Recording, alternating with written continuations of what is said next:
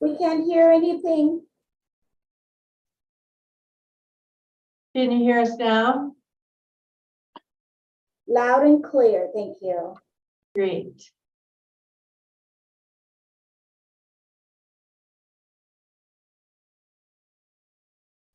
All right, so do we have, I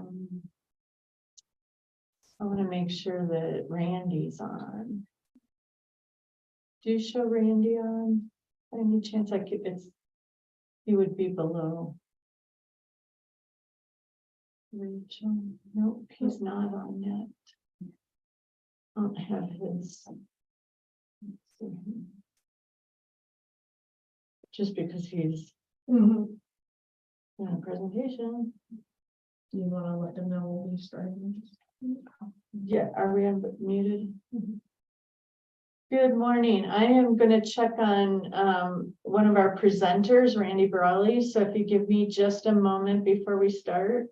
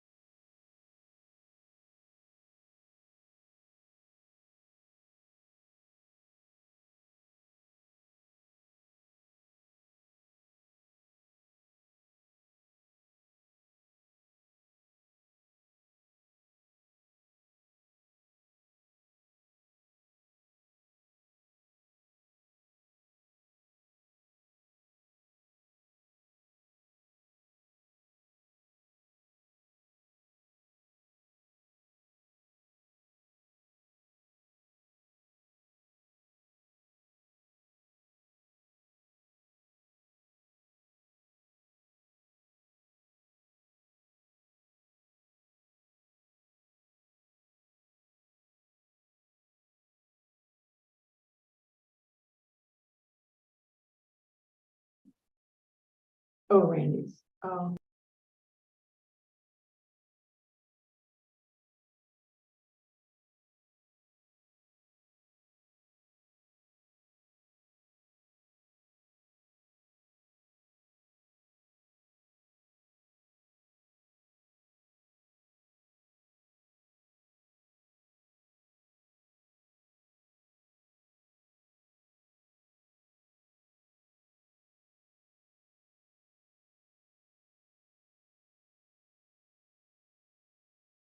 Write it down. Okay. Okay, Lorraine, you can go ahead and start the meeting. Okay, thanks. I thank you for all being here. I'd like to go ahead and call this meeting of the Nevada Hazard Mitigation Working Group to order at 9:05. And Janelle, can you please take the roll? Okay, I'm going to be taking roll. This is Heather Sinoni. I will start. Okay, hi. Thanks, Heather. Lorraine Walser, Present. Stephen Acroft. Okay, Eric Antle. I see that you're on the line, Eric. He's not paying attention. Okay. Next up, Salone Barton. So Salome Barton, I'm present. Thank you. Faith Beekman. I'm here. Thank you. Kathy Canfield. I'm here. Sherry Davis, Present. thank you. Craig DiPolo, Present. Sierra Sampson, Present. Andrew Trelease, I'm here. okay. Erin Warnock, I don't think she's here. okay, and Melissa Whipple. Rachel Marquetti on behalf of Melissa Whipple from DPBH. Okay, thank you.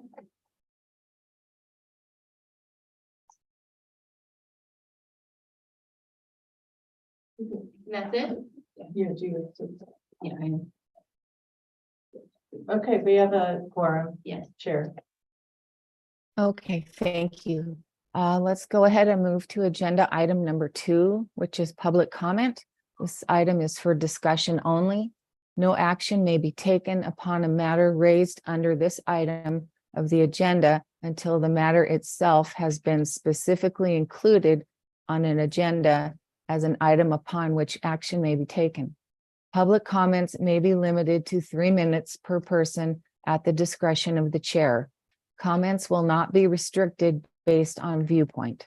To provide testimony during this period of public comment via telephone, please call in anytime after 9 a.m. on the day of the meeting by dialing 669-219-2599.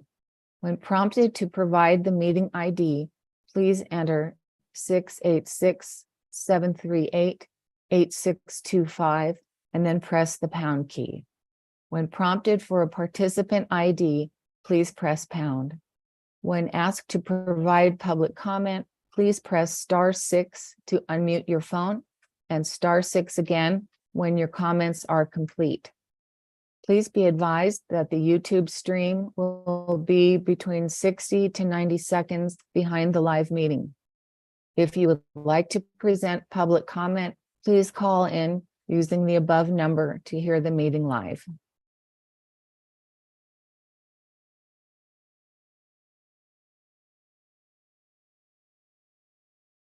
Public comment. Hey, this is John Backadall, Deputy Okay. Administrator at the Division of Emergency Management. I wanted to recognize that our mitigation team went out and supported the most recent preliminary damage assessments, or PDAs, in regards to the flooding that we had to the multiple atmospheric rivers, severely impacting Douglas, Lyon, Eureka, Lincoln County the most, but also Churchill, Elko, White Pine had some impacts as well, along with the Yamba tribe. We are submitting for our federal declaration tomorrow. We have all the paperwork together and we've hit the minimum requirements and costs associated with the disaster to request a federal declaration, which will open up 75% reimbursement to the local jurisdictions and the state for the money put forth in the emergency protective measures. With that, that brings in hazard mitigation money post-disaster that this group will be looking at applications to help assess and review on the course of mitigating the events these communities continue to have after these type of events. That's going to lead us directly into the spring thaw, which is coming up. Weather report yesterday was awful, that we're getting really warm really fast this weekend, but there's so much snow up in the snowpack, 300 times what is above normal or average, and including well above 2017, 2007, 1986, 1973, all the historical massive flooding efforts. There's more moisture and more snow than all of those. So we will be looking at sending out our mitigation team again to help assess with those preliminary damage assessments once this flooding starts. So I just want this group to be prepared and aware of the efforts that are happening in the mitigation world and what you will be doing to help assist that as we move forward. Thank you. Okay, thanks, John. Do we have any other people with public comment?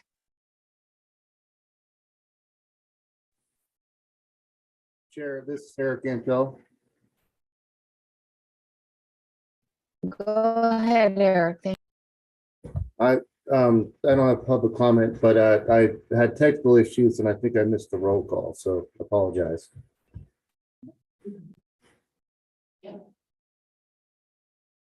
Okay, we'll make note of that.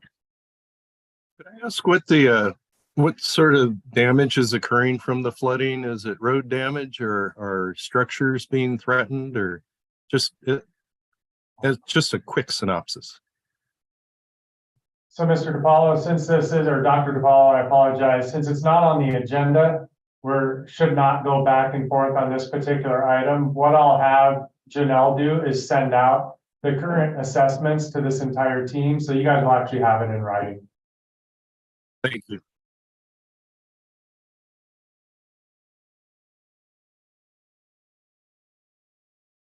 Okay, are there any other comments? Do we have anyone on the phone who wanted to provide comment? Lorraine, this is Shereen Whipple. We do not. Okay, thanks, Shireen. Okay, with that, we'll go ahead and move to agenda item 3. Item 3 is the call for nominations of a vice chair for the Nevada Hazard Mitigation Working Group. This is for discussion and possible action. The working group will discuss nominations for a vice chair of the working group. The working group will determine whether to approve a nominee. The vice chair is elected by the membership of the working group. The vice chair will serve a 1-year term. In the absence of the chair, the vice chair will assume the responsibilities of the chair.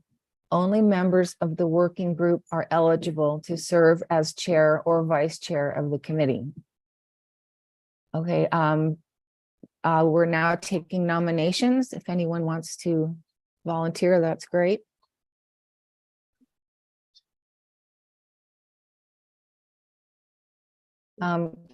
Craig, go ahead, please.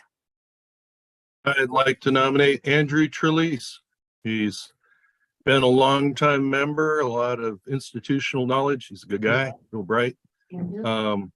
Just always been there. So I think he'd be an excellent vice chair. Thank you.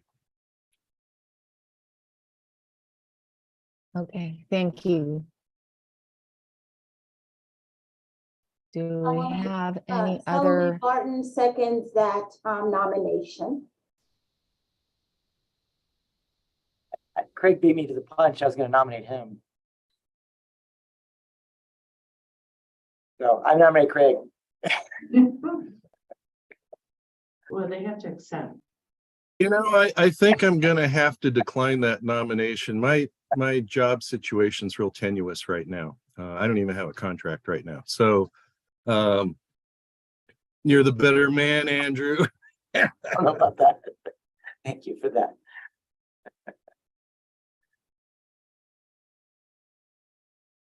Okay, do we have any other nominations?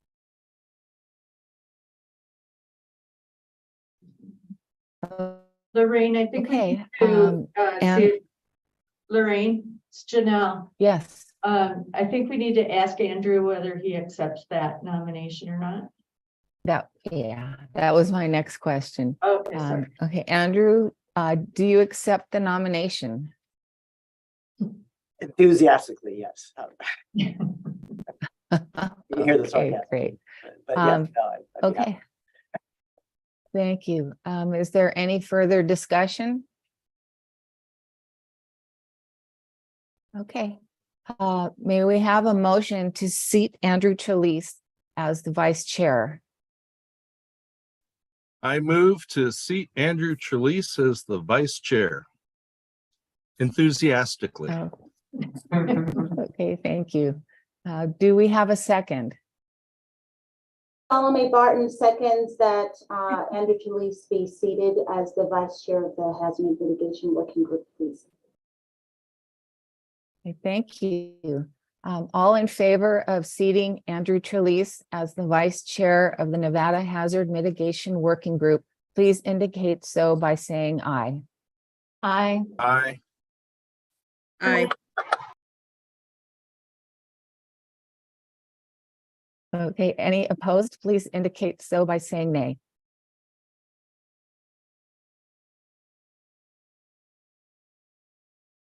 Okay, with no objections, Andrew Trelease is approved to the seat of vice chair. With that, we'll move on to agenda item 4. Item 4 is the approval of minutes. This is for discussion and possible action. The working group will discuss and review the minutes of the January 19th, 2023 working group meeting. The working group will determine whether to approve the meeting minutes. Motion will be made to, sorry, go ahead. Is there any discussion?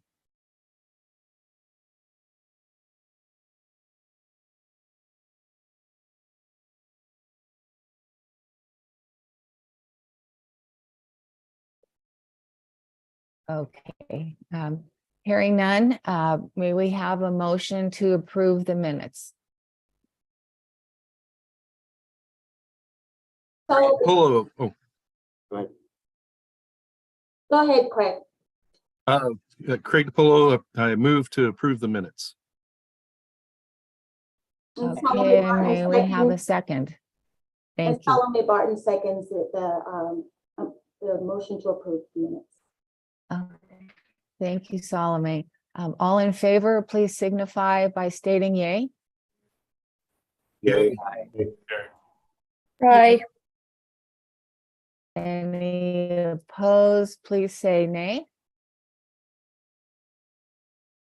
Okay, hearing no opposition, the minutes from January 19th, 2023 are approved, and we will move on to item 5. Item 5 is safeguarding tomorrow through ongoing risk mitigation STORM Act, the program, sorry. This is for discussion only. The State Hazard Mitigation Officer, Janelle Woodward, will discuss the STORM Act, which authorizes FEMA to provide capitalization grants to states eligible, federally recognized tribes, territories, and the District of Columbia to establish revolving loan funds that provide hazard mitigation assistance for local governments to reduce risks from natural hazards and disasters. Okay, thank you, Janelle.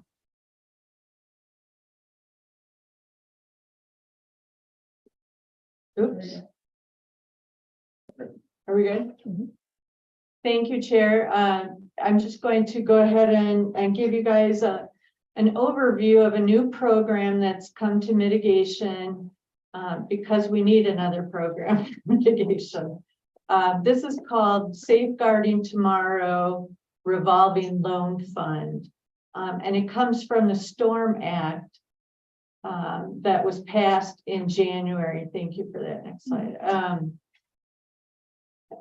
This was, as I said, the law was passed on January 1st, 2021, that authorized FEMA to make this program for mitigation.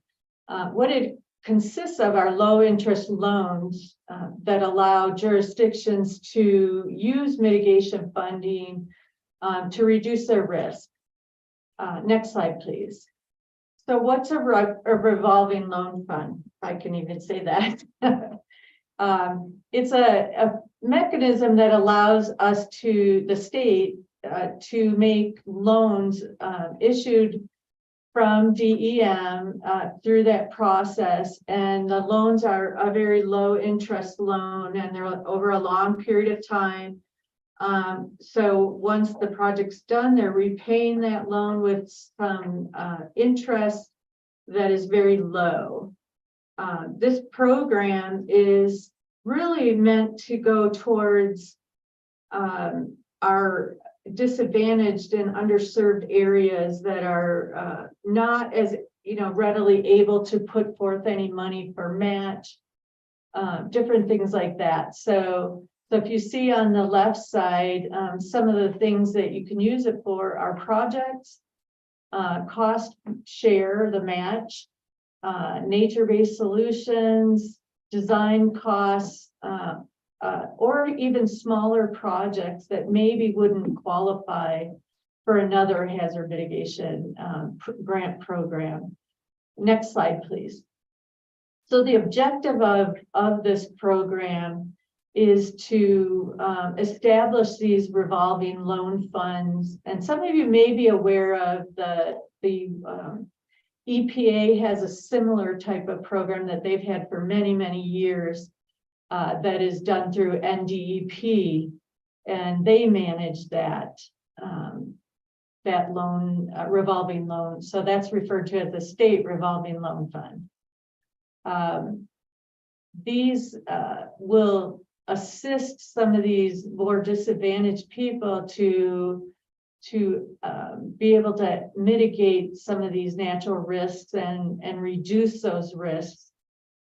So we definitely want to do that, but this is just another mechanism that FEMA is allowing us. Next slide, please.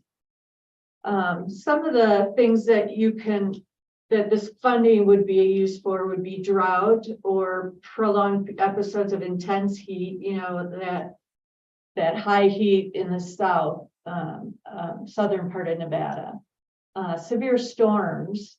We don't get hurricanes or tornadoes, but we certainly get windstorms and severe winter storms and such. Wildfire projects, earthquakes, flooding, shoreline erosion, which we also don't really have here, high water levels, storm surges, building code adoption and enforcement, local government and implementation of zoning and land use planning. And what's really nice about this as well is that cost share or match for other HMA grants. So this could be combined with that. And then all of these things would have additional information in the NOFO that would put some different limits on them. Next slide, please. So this was the first year. We did not apply this year for this, but it was $50 million was the total amount for this year. The FEMA is putting, or the federal government is putting forth $500 million for a 5-year investment in this program. So the loan ceiling, it would be $5 million per project. So that would be the maximum. And then it has a 10% required match, which the state would put in 10% into the bank that would be for that 10% match that we have to pay or put in as a state part of it. Next slide, please. So anybody getting one of these loans must be a local government.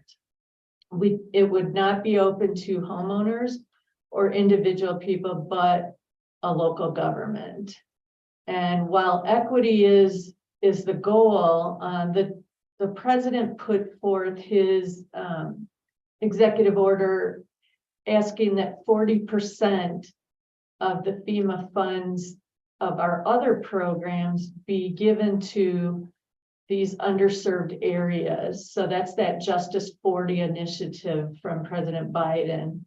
This program does not fall under that Justice 40 initiative, but that is the goal for FEMA across all of their programs for mitigation, is that 40% go to underserved areas. The interest rate is going to be 1% or less. So that's pretty, that's really a pretty good, almost nothing interest rate on a long-term loan. And then this percentage that they're paying on as they pay back their loans is what's going to build out this program, because eventually it becomes a self-sufficient type program. Next slide, please. Going into future funding cycles, FEMA is going to keep talking to people and learning from this first year, and learning from the locals that are the state governments, I'm sorry, that have participated in this first year, which are just a small handful. And so they'll continue the engagement with stakeholders to learn how to better do this program as it grows out. This is that first year, it's very, very new. And one of the things, let's go to the next slide. Okay, that's the end. One thing I wanted to say on there is that there are some certain things that need to be done before we can participate in it. And that is some language that needs to go into NRS for different reasons so that we can work the program the way it's meant to be worked. So that is the reason that we are not we did not choose to join immediately because that all has to be taken care of first. So I did also send out this report that we gave to our leadership here that gives you a really good overview of the program, what's needed for the program, you know, the states that were going to participate this year, everybody who didn't, some of the program information that I just gave you in this presentation, eligible activities, that type of thing.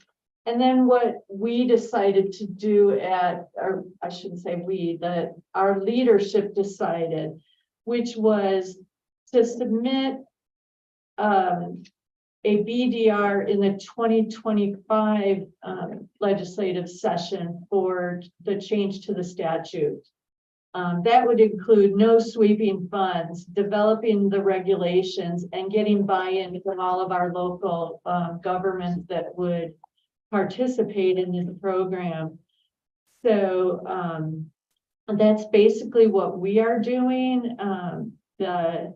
You'll see that on the paperwork that was sent out on the report that our leadership chose A, which was option A, which was submitting that BDR in 2025. We really didn't have the time to submit because when we got the information from FEMA, it was really already too late to submit for this go around.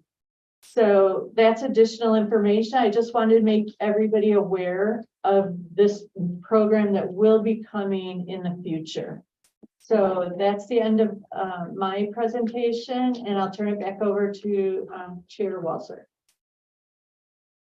Okay, thank you. Is there any discussion on this matter?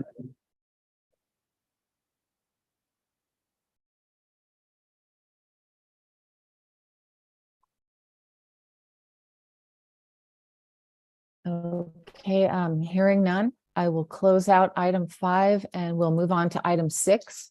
Item 6 is the Nevada Hazard Mitigation Working Group Charter Revisions. This is for discussion only.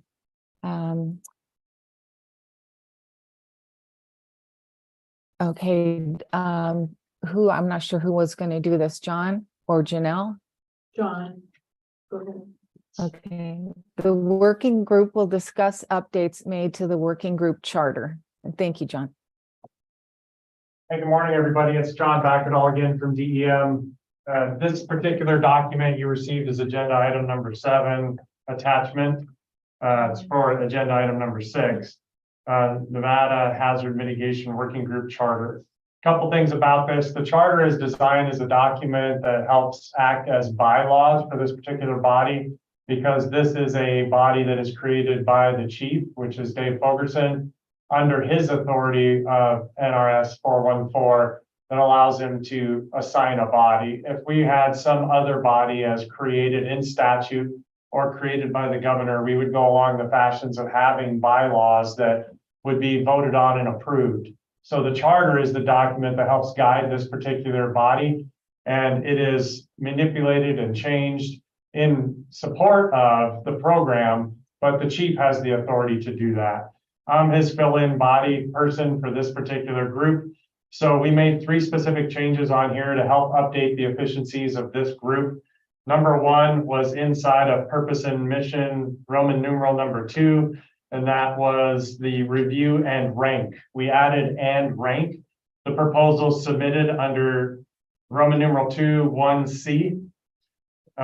Review and rank proposals submitted for HMA and make recommendations to the chief for priorities for funding. So we wanted to make sure we clarified the current terminology for the process that this body is doing.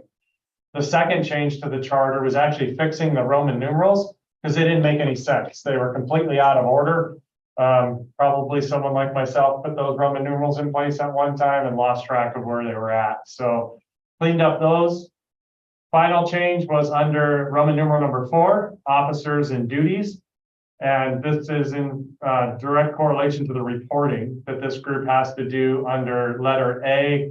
The chief shall provide, or I'm sorry, the chair shall provide reports to the chief of DEM on or before December 31st of each year, detailing the activities of the working group.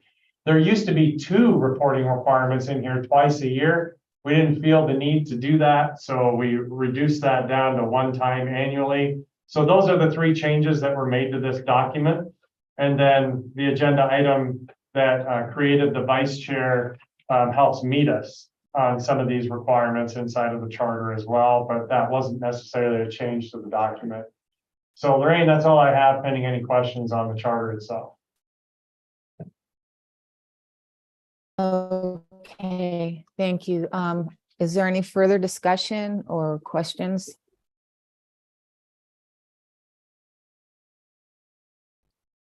Okay, I'm hearing none. We'll close out item 6 and move on to agenda item 7.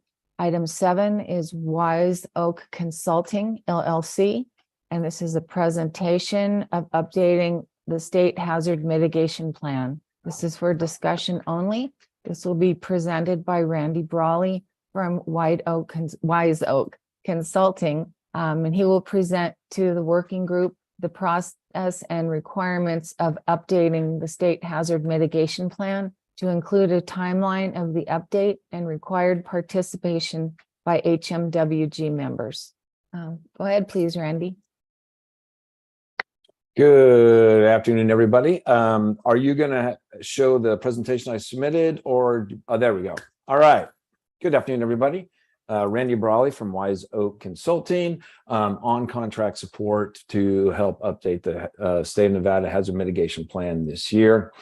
I've been, some of you might recognize me. I've been doing the state and urban area UWASI THIRA for the past 4 years, I guess 4 years, since 2019 through 2022. Prior to that, I was with FEMA Region 9 out of Oakland, California. Currently in Charlotte, North Carolina. So hello to all you out west. Next slide, please. Okay, big picture. And again, this is intended to be a general, sharing presentation that you might give to your partners. So none of this should be new. Basically, why are we doing mitigation? It's good for us. Is my good answer. If you heard me say why do a THIRA and SPR, I say the same thing, because it's good for us, reduces loss of life, property, and minimizes the impact of disasters. And of course, y'all are going through it now. You have the disaster.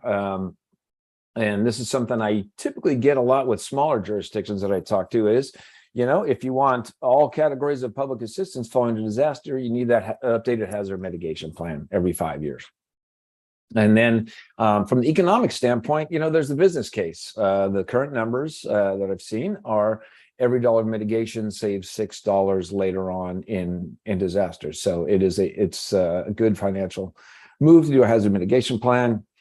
It makes us money, right? Because in the post-disaster hazard mitigation, John was just talking about we may be looking for disaster deck, and following that, we get those mitigation dollars anywhere from $2 to $10 billion. And then every year, of course, we have the Building Resilience Infrastructure and Communities Grant, the BRIC grant that comes out, that's due at the end of January every year. This past year is about $2.295 billion on the line. So we can make some money out of it. The big picture is, of course, I'm out here and I'm doing the research, I'm pulling data and things like that. But y'all have the local knowledge and perspective, so I very much appreciate comments and reviews on things. And I'm going to talk a little bit about expectations. We're going to review some of the shared documents, or review some the documents we've shared and input we received. Next slide, please. and again, I don't know if I'm seeing any hands up signals. So if anyone sees one, please chime in anytime for any questions. Big picture, we're going to talk about a little about support, what I'm doing for you, the administrative stuff that I'm doing with the hazard mitigation plan. If you ever wonder why it looks like it does, methodologies that we're updating are the progress I've got to date and future actions. All right, my support. Basically, my go-to people are working with Janelle and Ryan. General project management assistance, just trying to help make sure that we keep on track. And we are, we'll note later, a little bit behind, and we'll see if we can get back up. I'm doing research and analysis as required. You have points of contact that have reviewed and updated each of your hazard profiles and things like that. Where I will also go in and fill in where I might see gaps simply because FEMA has new requirements, or maybe some of the information is a little dated. I can see what I can find. I'm working GIS support so you'll see them doing lots and lots of maps, new maps this year. As we speak now, this week and next week, I am building out the hazards profiles across the state. Also just basically doing the technical writing. So some people found out, if we need input, it doesn't have to be pretty. You send it to me. That's my job, is to clean it up. And then whatever other activities that Janelle and Ryan would like for me to do.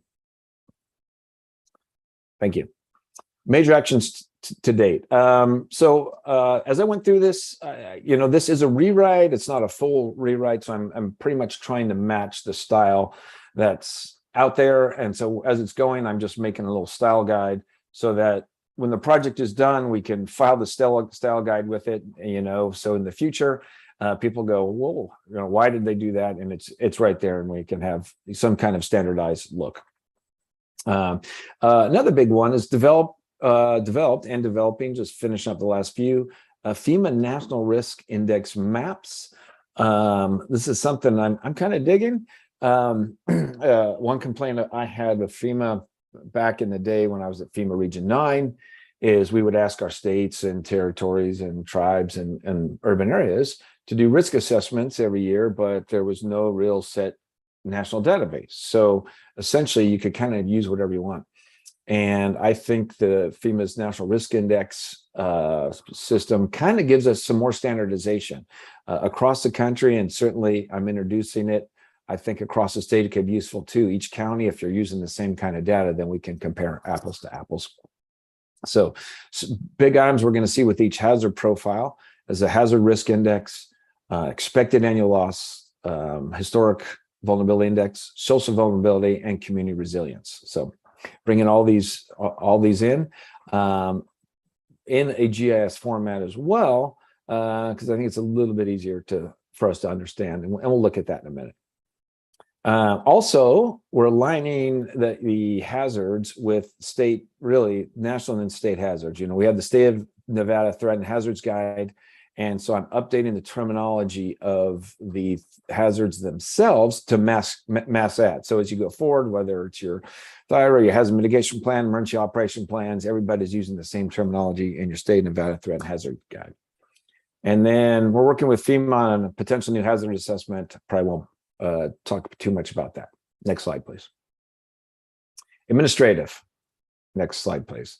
Again, this is just a little bit boring, I guess, perhaps, but this is kind of what the style guide's doing. I'm capturing these types of things. What's the font, general, the alignment, outline body, all those things, line spacing, outline formats, all those types of things again. So I leave behind when I'm done with this project, the style guide that we used, so that in the future, as you do updates, people will know exactly how to format those.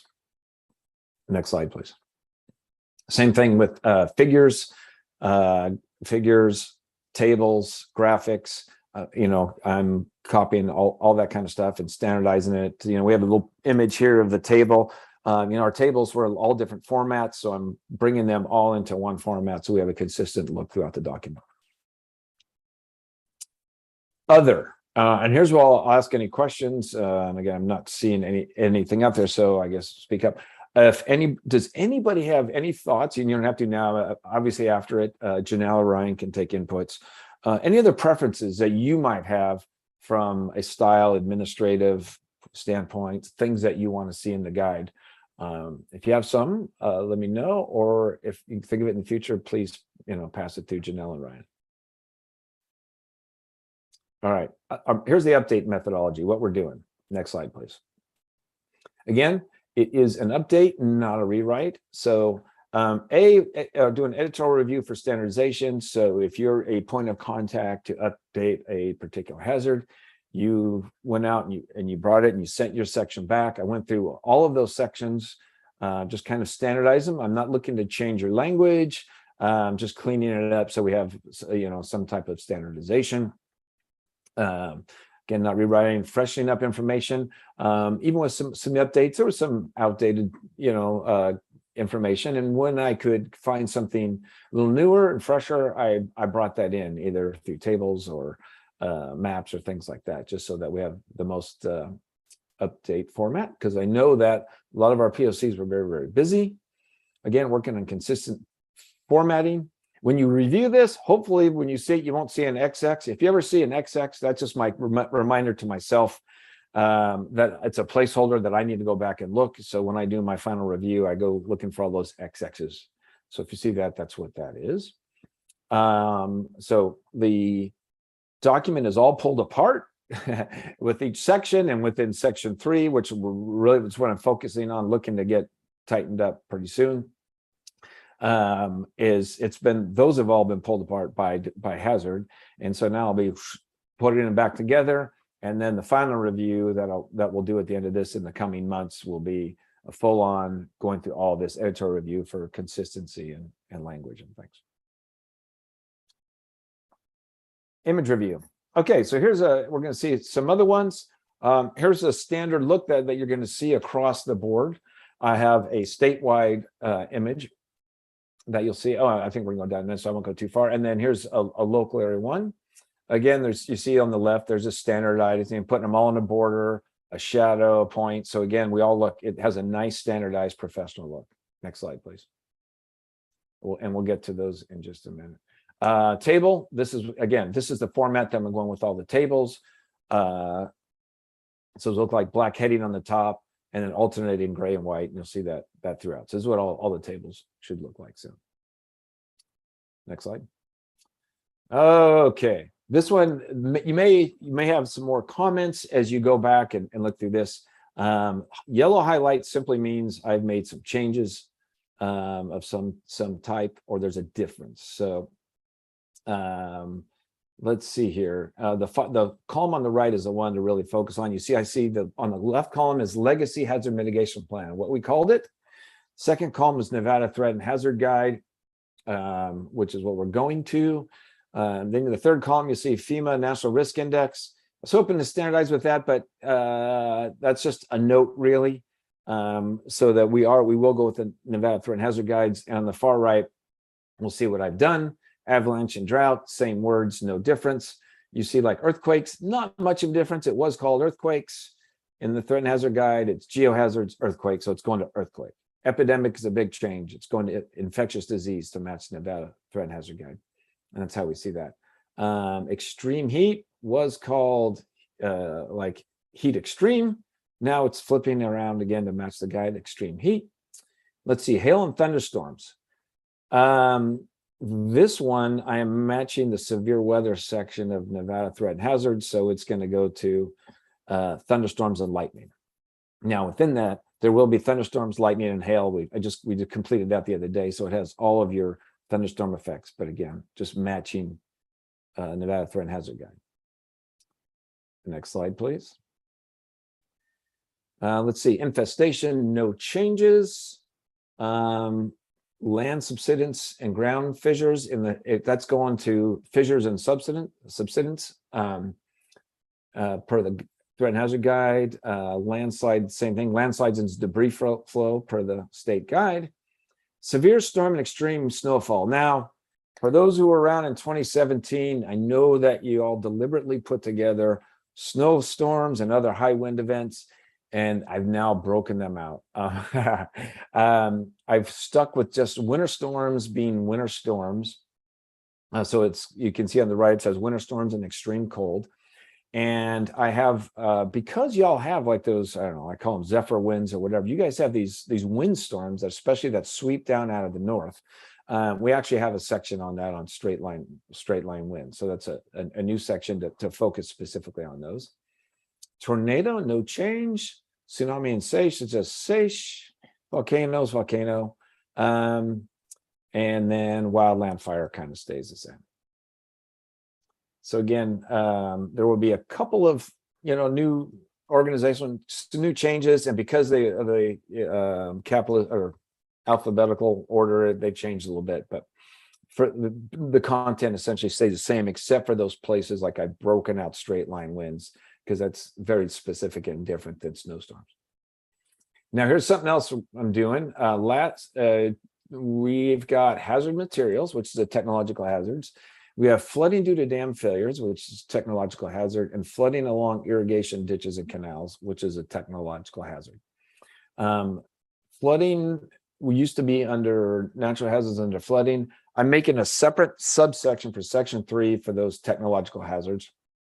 This is something I typically do with hazard mitigation plans. So we go natural hazards, technological hazards, and then we could go even further, but it might be a little bit late. But if people really want it, there's other things, that popped up in our thyroid this year, for example, infrastructure, a national gas pipeline incident. What if there was a burst or something like that? Infrastructure, power outages, we're seeing those on the West. Those are not included. It would take some work. It can happen, and we can do that. So I'll pause there and see if anyone has any comments right now about whether we want to add more or we just stick with these 3 technological hazards: hazardous materials, floodings due to dam, and flooding due to ditches and canals. Any thoughts?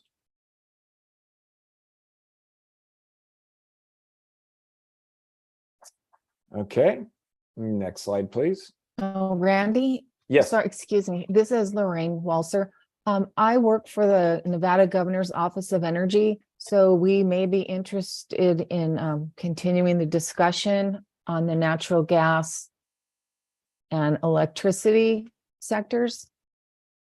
We can maybe talk offline. I would like to include our director in those discussions as well as DEM. Thank you. Cool. I think that'd be groovy. Like I said, it might be something that we add later in the planning process, but it's fine. Per John Bacchanal this year and the state, that's something we really added to the thyroid SPR in the state was a pipeline incident, and we had a power failure incident. And so I think that'll be great. We can connect through Janelle and Ryan and see what we want to do. I think it is. I would agree with you to bring it up in the forefront wherever we are. It's great. Okay. Thank you. You're welcome. So earlier I mentioned FEMA's National Risk Index. If you haven't crawled through it, they actually have a really great site. But Randy, I'm yes. sorry to interrupt you. We have a hand up. Andrew Trelease. Hi, Randy. I was just wondering if I didn't see levees as part of the technological failure. It looked like just dam failure. Is levees included in that as well?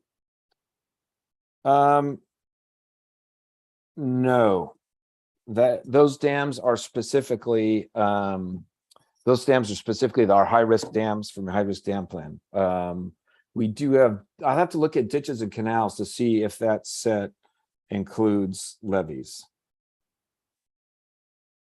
I'll take a look at that. Thank you. Okay, and Kathy Canfield, did you have your hand up? I did. I was just going kind of back to the utility idea and gas lines and that. I would think that all those companies already have their accident plans and different things going. So, definitely incorporating that into the overall, like what is the state's response or the local jurisdiction's response. But I don't think we'd be starting from scratch trying to come up with our own plans that wouldn't mesh with whatever they're doing already. So I'm not sure what, Excellent. how how we would come at, what angle we would be coming at that wouldn't conflict with what their requirements already are to have responses to these things. Yeah, absolutely. You know, Okay, especially thank because you. it's a, oh, sorry. Yeah, because it's a regulated industry. They certainly have all their plans and their assessments and things like that. My experience, in particular, my thoughts at FEMA Region 9 in dealing with this is largely as a consequence management type situation. You know, if I have a power failure and it's an average 60-degree day and there's nothing more, you know, there might not be that much going on, but now all of a sudden, if I have extreme cold or extreme heat, you know, obviously as an emergency management agency, I've got to put up shelters, whether it be cooling stations, heating, warming facilities. If people have medical needs, especially people with access and functional needs, I might have to support them with emergency power and things like that. Hey, Randy. Yes. This is John back at all. So to answer a couple of those questions, number one, if we don't have these items listed in our plan, we can't apply for funding to help mitigate any efforts that may be caused by the utilities. And then number two, you hit it right on the head, where it's not so much the event, say at NV Energy, it's the consequence management of that really affects emergency management. So it's a two-pronged approach. On number one, we need to list it in the plan. So if we do need to mitigate anything or utilize the state to work with the federal government on anything moving forward, that hazard needs to be listed. And specifically, when we're talking about the utilities, the efforts of that sector, whether it be power, pipeline, liquid petroleum, whatever it may be. And then the second part of that is where our focus is always going to be is on the consequence management of that particular hazard, not the hazard itself. We are not cyber experts. We are not petroleum experts. We are not weather experts. But when things go wrong, we're good at coordinating information and resources to overcome those specific incidences and deal with the consequences of. So I just wanted people to understand why we list all of this stuff and then where we actually fit in. And so, John, yeah, you're right. That's a good thing. You know, at a small scale, there's a tribe in particular I work with on the northwest coast of California, and we have power. They suffer power failures due to weather, due to public safety power shutoffs. So, in their hazard mitigation plan from 2019, we've carried utility failures as a hazard that we want to mitigate.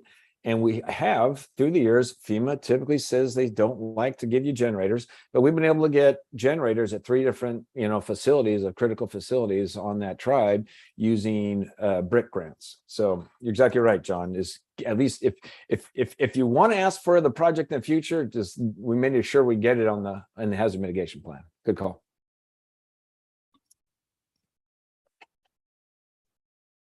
Okay. To the slide now. Okay, these, FEMA's National Risk Index, they're really big into, social vulnerability, things like that. So I have a series of slides right now. I've added, up or maps and charts and discussion at the beginning of section 3 now. It's right at the top that talks about social vulnerability index. And this is kind of newer. It's been kind of bubbling out there. It's been the CDC for a few years. Now FEMA is kind of, I think, fully embracing it. So I want to make sure we introduce it, and it also does help us, just as an example on the right, we can clearly see, and this is why I like maps too, everything in a map. I can look for the dark areas. So we see like Las Vegas urban area, CDC social vulnerability index, overall social vulnerability. We see those sections, probably no surprise, downtown areas. And then we go out in the lower right, Elko County, it's looks like it's better right there in Elko City. And then as we get out in the more rural areas, we start seeing a relatively high or very high social vulnerability index. Same thing we see up in the upper right. We see a combination of downtown Reno's goes very dark, and then the rural areas. So then, it can help us with all of our planning in the future on where we think people might need assistance. So we've got a series of 8 charts with that. And then the National Risk Index on the left is another one. This is just your overall score. How does Nevada look compared to the country in general, which is pretty interesting.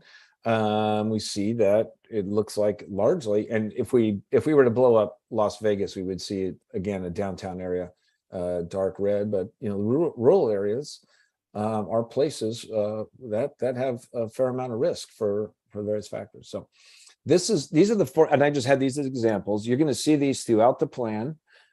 Every hazard has a series of charts that has both the national level, and then you see on the right, I just picked the three more highly populated areas of kind of up there, Carson City, Reno area, Clark County there in Las Vegas, and then out in Elko. All right, next slide, please. Let's see. Oh, expected loss. Oh boy. So part of this is, as we do see for all of these in a series of charts, is they have expected loss, expected annual loss going forward. So this one is riverine flooding. Riverine flooding is FEMA's term, and that's why that specific term is there. And then so we see the different areas anywhere from less than 284,000 a year to 1.8 to $10 million a year that we might expect future loss. I brought this up because if anyone's done any profiles, and others know that FEMA requires us to have a quantitative impact of climate change. And that is kind of a bit of a chore. So I asked them about that. And even though this is a quantitative analysis and it's FEMA's numbers, I say, no, this is not sufficient. So although we will see these in all the profiles, it's not sufficient. And so I'm continuing to look for other data to quantify the impact of climate change.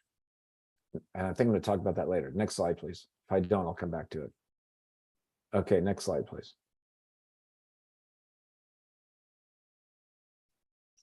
Okay, on the left, these are all the, again, on the left two columns, these are just all the basic hazards that we've updated so far. And again, we've got them all complete, and we've got all but, let's see here, two natural hazards and the technological hazards put back into section 3 as I'm putting section 3 together. I expect to hopefully have section 3 put back together for the most part within the week. Far right column. Again, so National Risk Index risk maps and all my risk maps, I have the shared folder with the state of Nevada and their hazard mitigation office. So everything we build not only is in the plan, but I'm sharing with you in your shared folders all the maps that we're making. As are the complete, all the hazard profiles are in the folder. Let's see. Anything else I want to say? And that's just to say that the most update documents are there, and that's where I like to work, to make sure that we all know what the latest is. We've been coordinated all the appendices already, so that's going along very well. So we have section 3, and I think we've got a really good start on the appendices. So as soon as we get done with section 3, then we'll be really taking off quite quickly to get the rest of the plan back together. Quantitative impact of climate change. I've got an asterisk there. I am, let's see. Okay, the points of contact, many of them said, we don't know for some of them. Others, so I'm focusing on the top hazards that are identified in Nevada's climate strategy. And so those are the ones I'm going to focus on, because basically with 19 different hazards, and especially any number of being low threat, it's just not, the information is just not there in many cases. And let's see here, I'm pulling up in section 3. So the big hazards in state of Nevada's climate strategy are heat and heat waves. That's completed. I've got quantitative analysis for that, both in numbers of losses and economic loss. As for drought, as for floods as well. So the last two I'll be putting together are snow and winter storms and wildfire risk. So the 5: heat and heat waves, drought, loss of snow, floods, wildfire risk. So I'm going to focus there. And basically, as soon as I finish chapter 3, I'm going to be contacting, FEMA Region 9 and sharing with them ahead of time. This is usually what I do with FEMA Region 9. I happen to know them.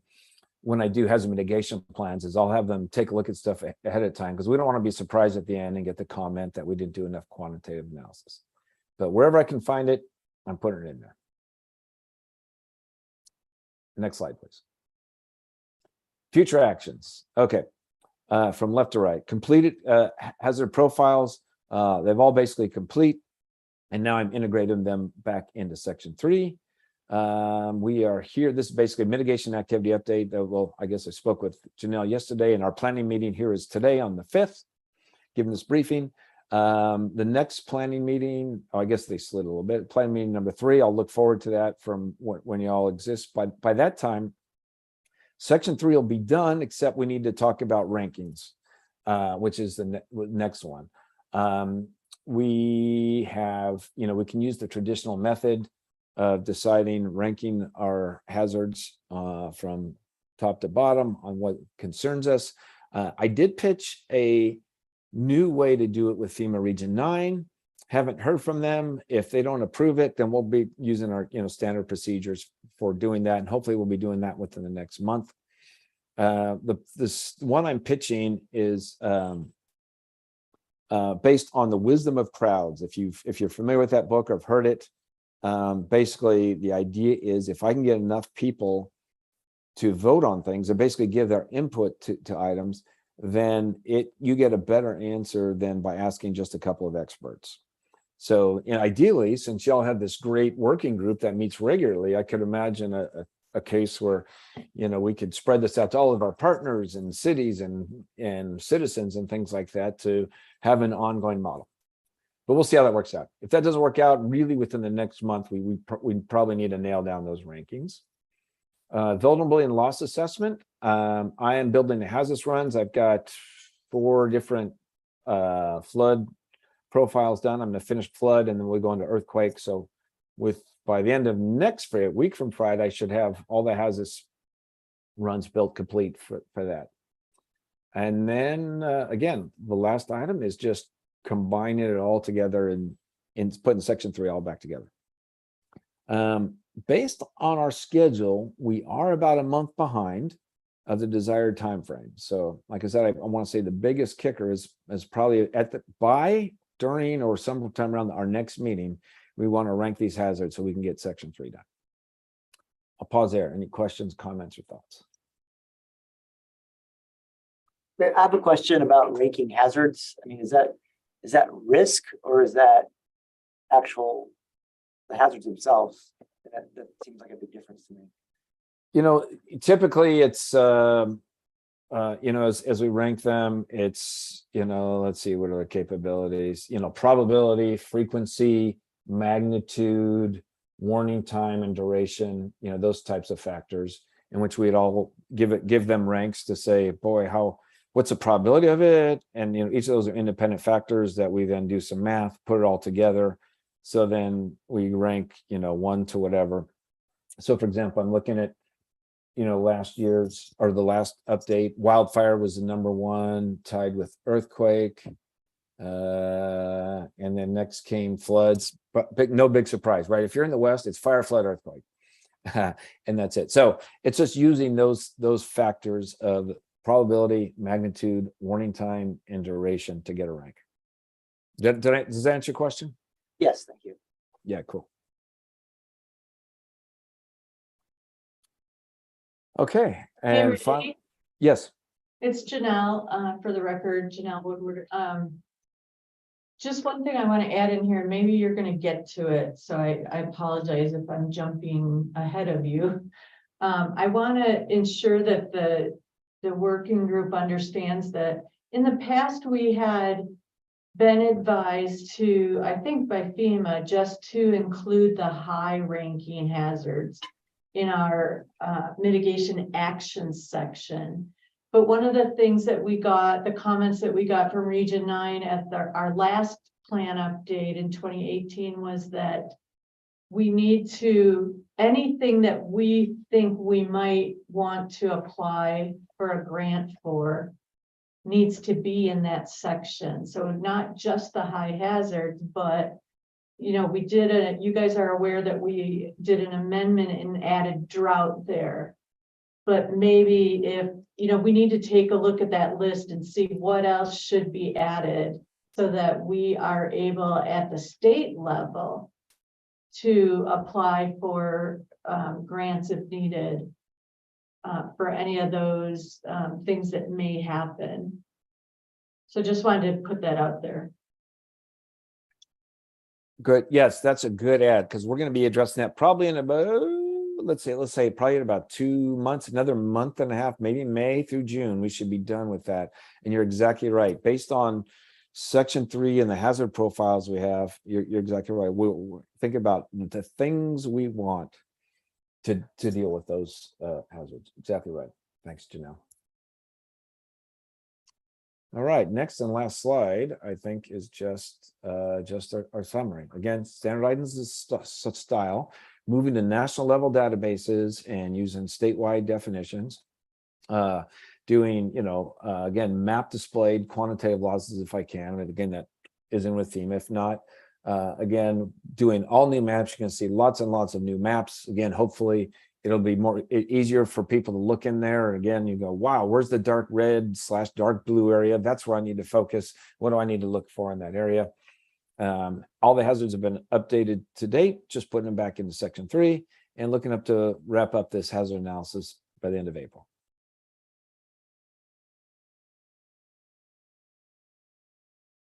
And that's all I have. Any questions, comments, or thoughts?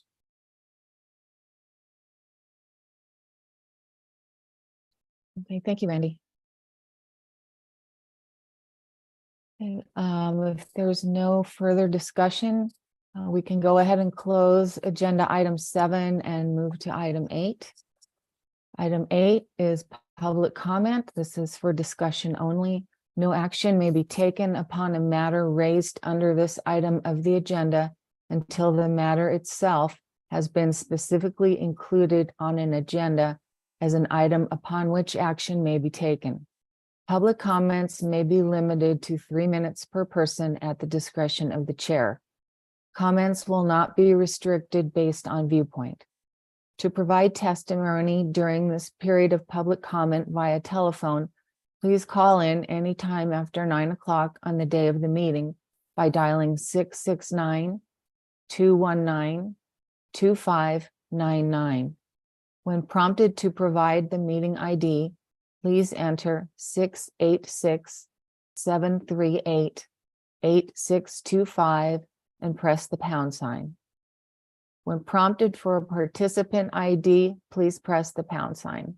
When asked to provide public comment, please press *6 to unmute your phone and *6 again when your comments are complete.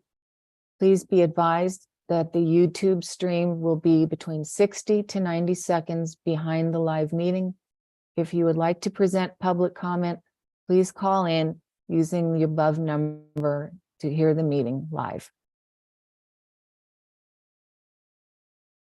Oh, wait a minute. Hey, Lorraine. Yes. Janelle Woodward for the record. I just want to put out there to the committee or the working group that we are going to need to do a couple of meetings, quick turnaround meetings for this plan update because it is due. Well, our goal, I don't know if we'll meet it, but our goal is to try to finish things up by the beginning of July, the beginning of August at the latest, because it'll have to go to FEMA and they need a certain amount of time. Thankfully, actually, California's a little ahead of us in the game, so they're good. But I just want to, give you guys a heads up that Ryan or myself will be reaching out to you to schedule some additional meetings that are closer together so that we can get through this process. Thank you. Okay, thanks, Janelle. Okay, if there is no further discussion, we'll go ahead and close out item 8 and move on to item 9. Item 9 is adjournment. This is for discussion and possible action. Do we have a motion to adjourn? Andrew Trelease, motion to adjourn. Okay, a motion by Andrew Trelease. May we have a second? Sierra Sampson, Firmino Sparks. I second that motion. Okay, we have a second by Sierra Sampson. Okay, all in favor, please indicate by saying yay. Yay. Yay. Yay. If there's anyone opposed, please say nay. All right, the meeting of the Nevada Hazard Mitigation Working Group is adjourned at 10:11.